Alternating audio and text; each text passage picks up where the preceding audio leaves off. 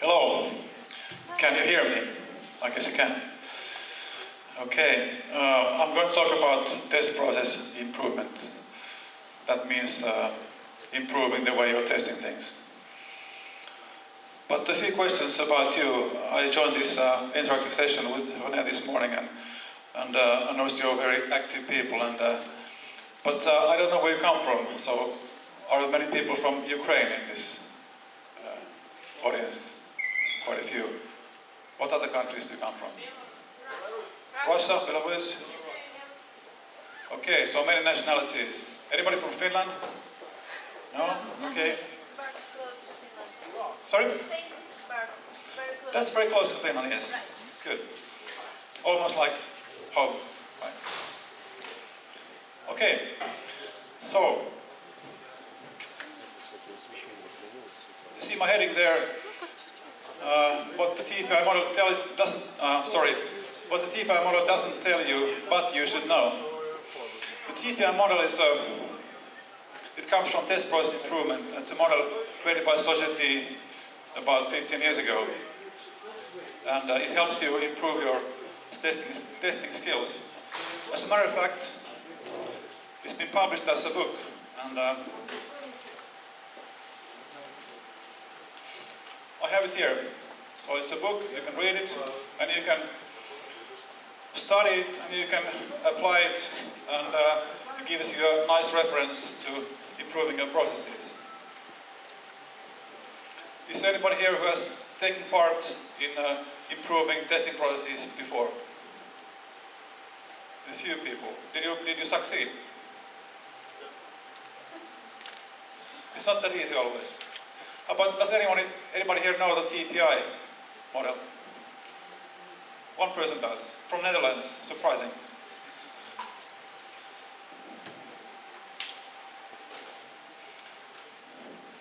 So, as you may know, there are other models also for improving processes, like CMMI, TMMI, and SPICE.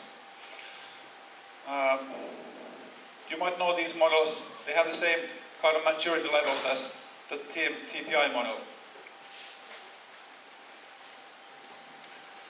Here's what the book says about how you should go about improving your process. You can improve anything with this kind of process. You create awareness first, then you determine the goal, and so on. You assess current situation to know where you are today, and then you define improvements, and then you go around this cycle, and you become very good at the end. It might take years, might take months, but you improve all the time. As I said, you can use this cycle to improve anything, not just testing. Let's go through some of the steps here with testing. Normally when we go to a company to improve their testing processes, the awareness is already there, because they have better quality, they have long fixed cycles and so on. So they know that they have to improve testing practices. But of course they could also have other reasons to call us to improve their practices or assess the current situation. For example, 2 years ago we had a case with a company where this CIO wanted us to assess the current situation so that he could show the other people in the company how bad they are and that they should improve. And we did the assessment, and it was really bad, and this boss showed the assessment to the other people, but nothing happened, and so he left the company 2 months later. So it could be something else than just wants to improve the process, the reason for his assessment. But it could also be just genuinely wanting to improve the processes to make better quality. Okay, the next step is determining goal, scope and approach for the improvement process. And this is a very important step, because when you want to improve something, you have to scope it somehow. You have to have cycles where you improve something and then the next cycle to improve something else. If you try to improve everything at once, you won't succeed. So normally with the TPI assessment, the goal, or the scope is like, say, one big project, one unit in the organization, or one specific test type, for example, performance testing or something like that. But it's very important to have a scope. Then you go to assessing the current situation. And that's where the TPI model comes into play. It has a very nice structure, but that's one of the strengths of the model. It has a very nice structure, clear to understand. It's documented in the book, and you can get a very good overall picture of testing in your company. So the structure of the model is here. You have 16 key areas, and you have 4 maturity levels, and you have 157 checkpoints. I'll go through them with the next slides. So in this model, the whole area of testing is divided into 16 areas in 3 groups. The first group is called stakeholder relations. It stresses the fact that you have to work with other people when you test things. You can't work alone. You have the communication both ways with other people than testers. The next one is test management. We discussed this earlier. Is it necessary to have test managers? But in this model, test management is valued. So you have to have some kind of management with testers and testing. Also to estimate and plan and so on, but also to monitor. And then, of course, at the bottom you have test profession, which means you have to have professional testers doing the testing to get good results. These 16 areas, I think most of them are easy to understand what they are. The second one is maybe a hard one. It says degree of involvement, and that means how tightly the testing is coupled or integrated with the life cycle, the other activities in the life cycle. So it's very important to integrate them early, as we know, and not to be at the end waiting for the software to be tested. And with this division to 16 areas, this model covers all the areas in testing. You can't escape. You assess every detail of your testing. Then we have 4 maturity levels. Initial level means you do as you please. Everybody tests just as they like. There's no common way of testing things. On the control level, we're doing the right things. So we have things in place that we want to do. It's in control, we can repeat it maybe in the next project. On the efficient level, we are doing them the right way.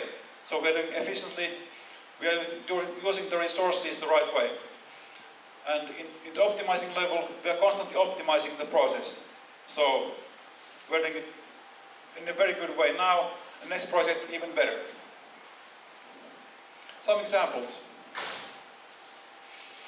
I've chosen the key area, test strategy, so one of the key areas, of the 16 key areas, as an example here. So on the initial level, there's no requirements. On the control level, the test strategy enables distribution of the test efforts and resources among the test levels and test activities. So you have test levels in place, and you divide the work among the test levels in a logical way. On the efficient level, you have a balance between the risk and the coverage and the efforts. So it's more advanced than the control level. On the optimizing level, you maintain the method of test strategy constantly to make it optimized. So you see the maturity grows from top to bottom in this picture. Let's take another example of the checkpoints. 157 checkpoints, basically questions asking one thing, do you do it or don't you do it, and then you get the results. So the same key area, test strategy for the checkpoints. On the control level, one of the checkpoints is that the principal stakeholder agrees with the documented test strategy. So there is a documented test strategy, and the principal stakeholder, for example, the program manager, the project manager, agrees with it. It's been discussed with him and he agrees. And also, the test strategy is based on the product risk analysis. So you analyze the risks, and then you make the strategy according to the risk. On the efficient level, you have more stakeholders, all relevant stakeholders agreeing with the documented test strategy. So you involve more people than on the control level. And also for the test levels, you figure out if there's overlap between the test levels and gaps between the test levels, and try to mitigate those. On the optimizing level, the process of creating the test strategy is regularly evaluated. So you get a better test strategy every time you do it.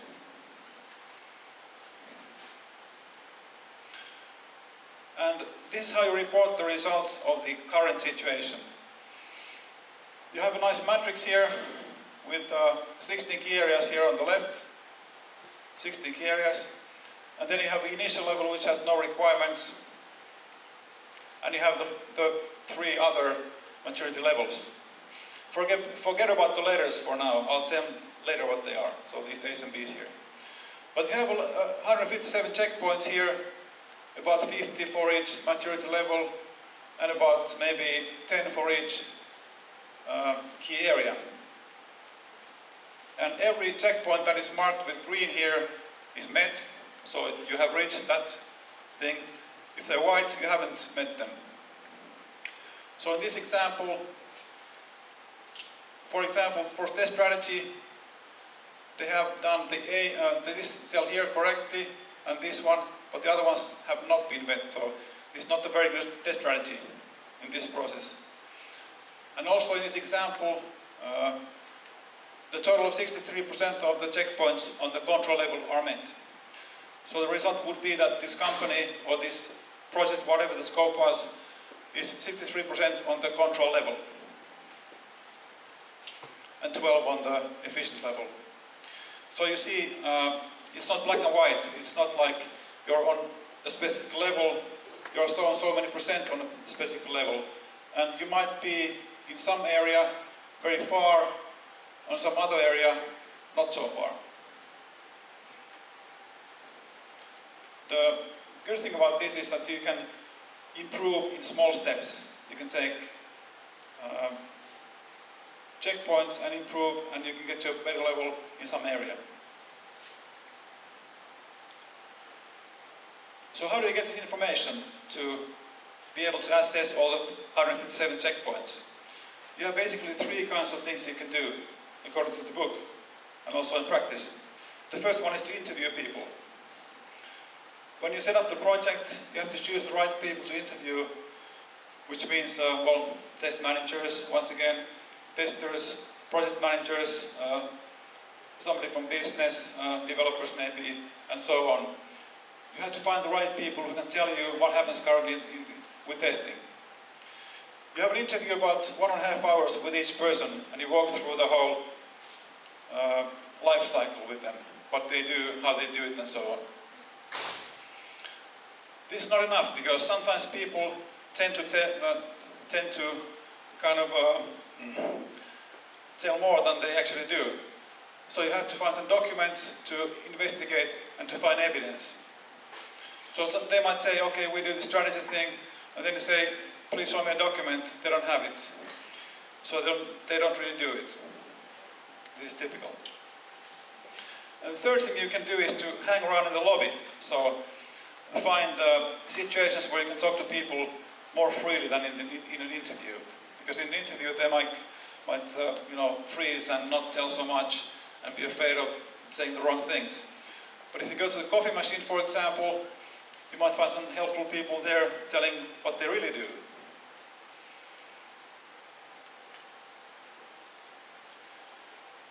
Okay, assessing is important because you have to know where you are now to be able to improve. But of course, we want to improve, so you have to define improvements. Assessing is easy. You just ask questions and discuss. Of course, it requires some experience and common sense, of course, as always with testing. Defining an improvement is more difficult, but luckily this model gives full support to this activity also. So it gives improvement suggestions for each level and for each key area. For example, test strategy, key area, example once again. On the control level, include various stakeholders in product risk analysis and test strategy. So the thing is, if you're just using your own team, for example, for analyzing the risk of the product, during test strategy, involve more people. You get a better picture of the whole situation. Different perspectives. On the efficient level, investigate possible overlaps between different test levels.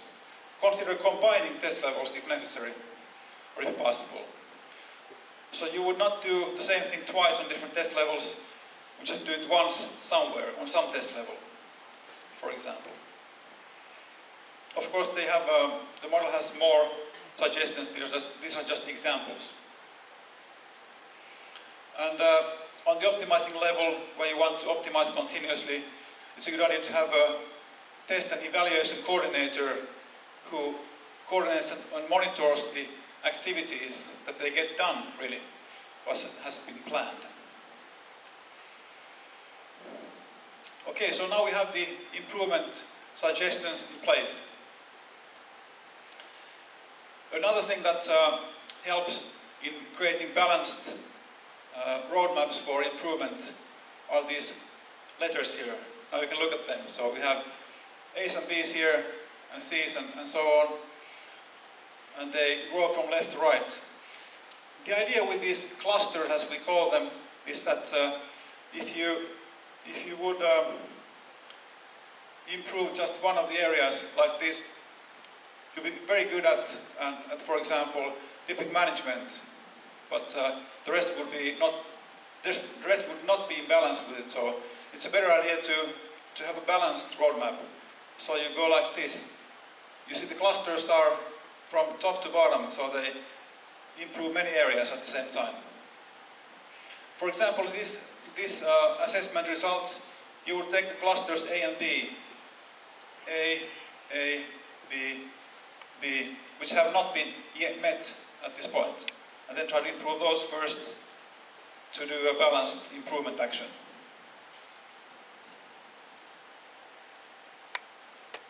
And also what you can do, which is the strength of this model, is that you can prioritize these areas with the business needs. For example, if you want that your defect management improves very rapidly, then you can prioritize it. These X's here mean prioritization of these key areas. This is high, neutral and low. So if you want to prioritize defect management, for example, you mark an X on the high side of it.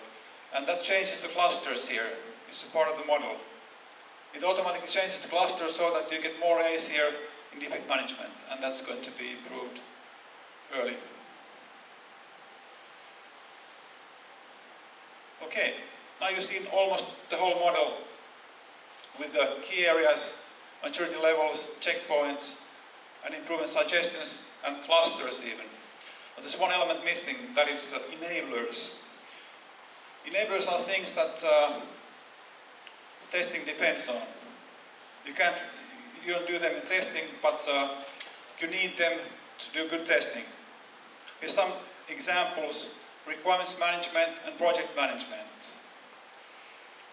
Is there anybody here in the audience who has had the problem sometimes that you do good testing, but somebody else doesn't do their work so well? For example, requirements manager or somebody. What examples could you give of this? Yes, in the back. No? Yes. What examples do you have? Anyone comes to my mind right now, but during my practice I had a lot of such cases when there was not good requirements and problem in that area in management or environment management. Yeah, and it all flows down to testing, and we have to fix the problems. Anything else? I can give an example. If like requirements management person belongs to development team rather than test team, and then all the situations where there is change needed in requirements, are decided in favor of development team, like the requirements are changed so they match the already implemented code rather than defining the requirements in the right way and changing the code so that the actual defect is actually. Exactly. That's a good example. So somebody favors developers, for example, over testing, and then testers have to, well, adapt to the situation, as we call it. Any other examples? Other processes that are not in place and then testing suffers? Yes? Yeah, for example, configuration management, we think we're testing the one version, but some parts are still in the old version, so we can do the testing all over again once we find out. Exactly. Another example is that we get the same defects coming in repeatedly because there's something is not working on the development side. Version management or configuration or release management, something like that. So, yes? Project managers want to meet a deadline, so they listen. Microphone, please. Project management is going to meet a deadline by any means, so that leads to poor quality. Yeah, exactly. That's one typical example. Because the project managers only want to deliver, right? That's their top priority. Delivering something on a certain date. To put it bluntly. They don't care about the quality. Okay, so it's very important to look at the other processes in the development life cycle to make sure that testing is possible in a good way. We run into situations many times where, very many times, where requirements are not in place. They are very bad quality. That's why nobody understands what's going to be built or tested. And then just improving testing is not enough in that situation. You should also look at the other processes. Okay, make a plan action. Now we come to the hard stuff. We have come to through the fun stuff here, and we are getting close to actually improving. So make a plan of action is a very crucial step. You should make a realistic plan. But unfortunately, the book, the nice book there, covers this activity only on 2 pages. So there's not too much on this here. It doesn't, for example, tell what the velocity could be in improving. So how many checkpoints can you improve in 1 month or 1 year or whatever time? Or it doesn't tell how long the cycle should be for improving or give any ideas like that. But this is a crucial step. If you have a nice report of the current situation, it's easy to make a plan of action because it's a concrete plan, concrete suggestions there. One time we had a case where we did a quick assessment, that's called, in 2 weeks. Quick assessment for a company, for a customer, and we got a very nice set of concrete suggestions for them. And then we called back two weeks later to find out if they want to continue with us. And they said, no, we don't need you because we can implement these actions ourselves. So it was a nice project, but not for us. Okay, when you sell the ideas to the customer or whoever, your boss, whoever, remember one thing, always sell with facts and feelings. If you want to sell the best process there is in the world, not everybody wants to see it this way. This is good for engineers, but not for managers. So for managers, use something else. For example, they get more money, they have an easier life, and so on. Don't forget this. The graph's going up all the time. So now we come to the heavy stuff, implement actions. So far, it's been a breeze. We go through the process, we talk to people, we hang at the coffee machine and so on. But implementing is the hard part, as you see. The fun part, the tough part. Is there anybody here who has been implementing improvement actions and succeeded in it? 1, 3, 5, 6, 7? Okay. Anybody who has participated in implement actions and failed miserably? Yeah, that's like more hands. So why did you fail? Why did you fail? Max, do you have a microphone? I can not. Over there. Okay. So thanks. Not all people understand what you want to do. Probably not enough explanation or version of your items that you want to improve, and that's the main problem. Because one more is that people don't like changes. So people that are working in a company don't like change some things. They like to work as they used to work. Yeah, exactly. That's a good example. Let's take another one here quickly, up front. Not here. Here. You. Just pass the microphone.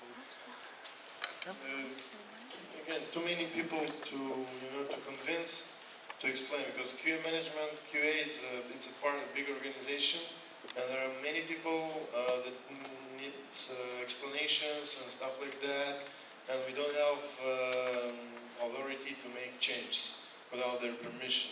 This prevents us from doing changes fast, and with the time being, they become less and less relevant, and so on. So this was my. Okay, excellent examples. Let's get one more there, lady there.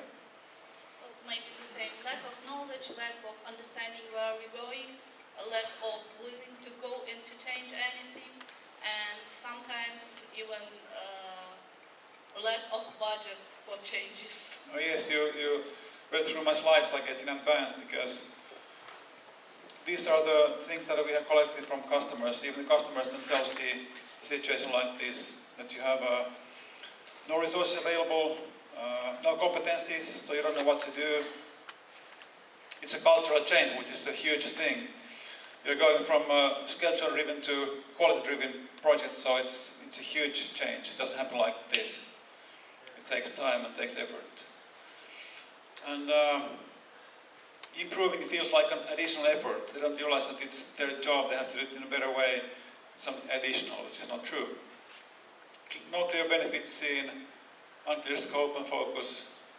And the last thing is maybe the most important thing. There has to be someone with an ownership to the improvement in the company. If somebody comes from the outside and says, hey guys, we want to change, this is nice, let's do it, and he walks away, they forget it and do it the old way. So it has to be somebody who drives it forward in the company. And when you go away, he or she stays there and drives it forward even after that. One of the things that people sometimes don't realize is that when you change, you're going to have a productivity curve like this.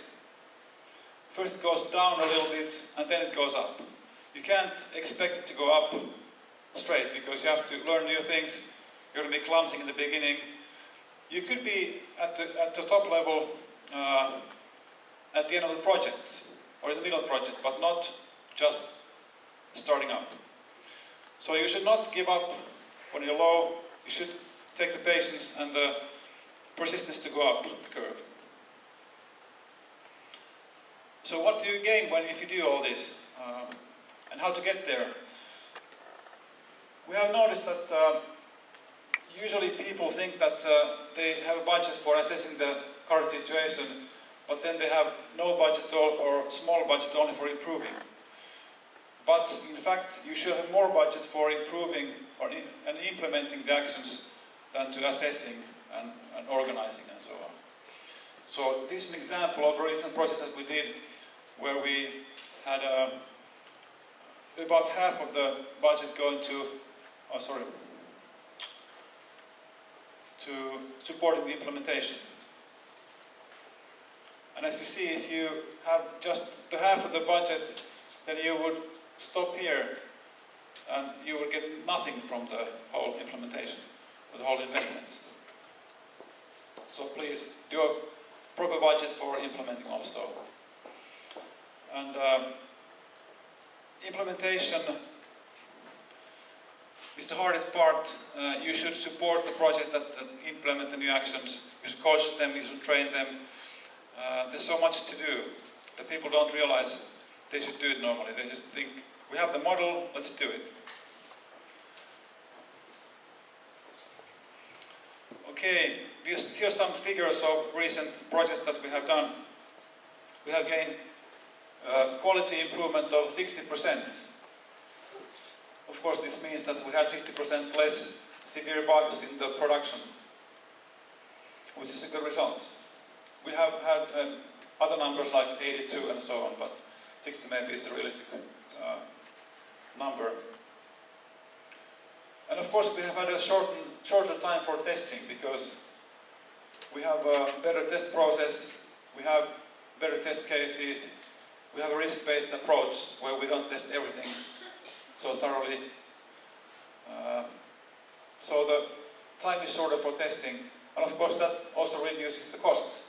So kind of you can get all the three at the same time: better quality, shorter time, and less cost. That's kind of fancy, isn't it? And also you can have a shorter fix cycle, which is a practical thing here. Because normally, or sometimes, you have a scenario like this. You have implementation, testing and fixing, and deadline is here. But then you test and fix and etc. So this is where the money and the time goes, right? So why not do it right the first time and minimize the fixing cycle? One example of how to do it is improving the quality gates. Quality gates are nice because you have the sense of control. You have these quality gates in place and everything looks good. And the bosses say, okay, the quality gates must be there. But somehow people just get past them in a funny way. But if you really implement them properly and follow them, then you could get something like this. We have done a case in the Netherlands with Society where we had this many bugs in a project first. In UAT we had and aftercare production, so many bugs, so very many at the end. Looks bad. And then we implemented these quality gates and we get another kind of figure in a similar project where we had only this many and this many in UAT and aftercare. So this is the waste and the customer dissatisfaction here. So, what are the quality gates? Quality gates are here, not to let the defects flow to the next testing level. So no faults forward. It means that when you inject a defect into the software or document or something, you have to evaluate and test it on that level to get them removed on that same level. That's more efficient than letting them flow to the next level. And if you count this in dollars or in euros, you get something like this. First we had so many defects, and in the pilot so many, so the reduction was 213 defects. And if you count the cost for each defect, you get that reduction is 715,000 euros, which is pretty nice. And I think this is a good calculation. Doesn't give maybe a detailed result to the euro, but still gives an idea that it really does help and does bring money home to do the improvements.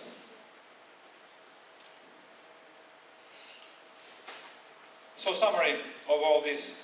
The TPI model is an easy to use, practice-based assessment model for your testing process. And it can provide you a balanced improvement path, which is also business driven. But the hardest part is implementing the improvements. And there you have to engage the organization from day one with the right people, use fact and feelings to sell your improvement actions to the organization, and find an executive sponsor to help you through the process of implementing the changes. Proceed in small steps. You can't improve the whole testing at the same time. Use short cycles and small steps to go from one level to the other in the matrix. Demonstrate added value early. people will believe your speech to some point, but if there's no added value, they won't after a while. And don't give up before you reach a high level of maturity. If you want to get more information on TPI Next, you can navigate to tmap.net/ if you want in English, in TPI Next, or you can buy the book, or if you have an Android phone, you can download an application for it in the Android Google Play. And there is even an EXIN certification for TPI.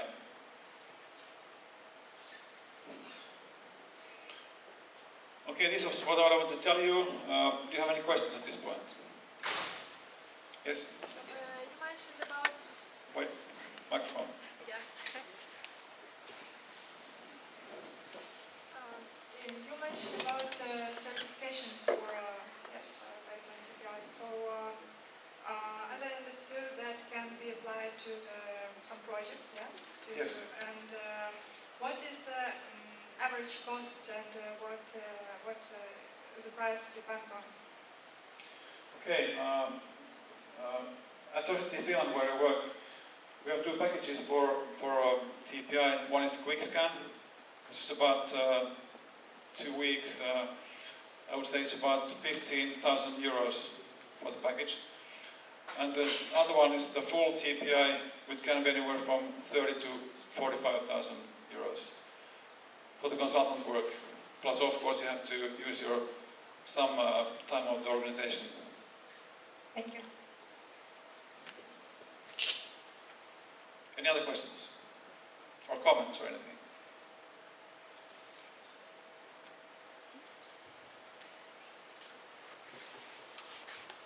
Hello. Can you tell me again how does you build the gateway?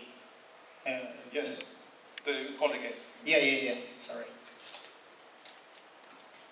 How does this process builds? Okay, so this means that to build the quality gateways, you have to understand what the test levels are, what their meaning is. For example, you have here, you could have unit testing here. So then you would build a test strategy, define a test strategy where you test all the business rules on the unit testing level, that they're correct. And don't let them escape to the next levels, because many times business rules, for example, are not tested on the unit testing level, but they escape to the UAT even. And then when they are found in the UAT, it's a long way to go back to the developers and fix it, and then go through all the stages here, back to UAT, and test it again. So the starting point is test strategy to define what is to be tested on each testing level, and then test it there, not let it escape to the other levels. Thank you. Okay?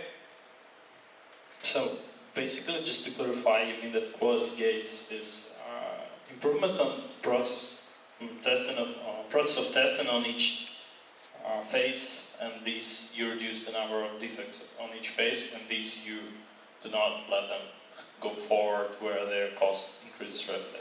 Exactly. Okay, thank you. And also you can use other means than testing. You can have evaluations of documents, for example. Yeah, thanks. Very simple thing to do, but very effective, as you see in the graph. Anything else? One more question. Thank you. Are there any standards of documentation or etc. Something that you can tell about and you would like to evaluate?